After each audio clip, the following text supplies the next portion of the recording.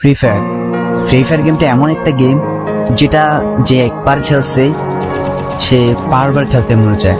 প্রথম পারবে না, চেষ্টা করতে করতে যখন পেরে যায় তখন আর ছাড়ে না। আর এই গেমটা যারা একবার খেলছে, যার মনে একবার জায়গা করে নিয়েছে, সে কখনোই গেমটা বলতে পারবে না। সে যদি একদিন 2 দিন 7 দিনও না খেলে, সে 7 দিন পর আবার ঠিকই এই গেমটার ভিতরে ঢুকবে। কারণ এই গেমটা কখনো কাউকে কষ্ট দেয় না। এই গেমটা সবসময় সবাইকে আনন্দ রাখে।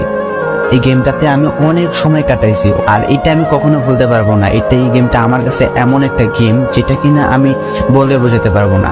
অ্যান্ড এই গেমটা শুধু আমার কাছে না, আমি মনে করি যে প্রত্যেকটা ফ্রি ফায়ার প্লেয়ারের কাছে অনেকটা ইমোশনাল টাইপের একটা গেম হয়ে গেছে। কারণ এই গেমটাতে বর্তমানে যে অবস্থা হচ্ছে, যে গেমে এমন আপডেট দিতেছে, আপডেট দেওয়ার কারণে পুরো গেমটাই চেঞ্জ হয়ে যাচ্ছে। আগের ফ্রি ফায়ারের আগের মতো নেই।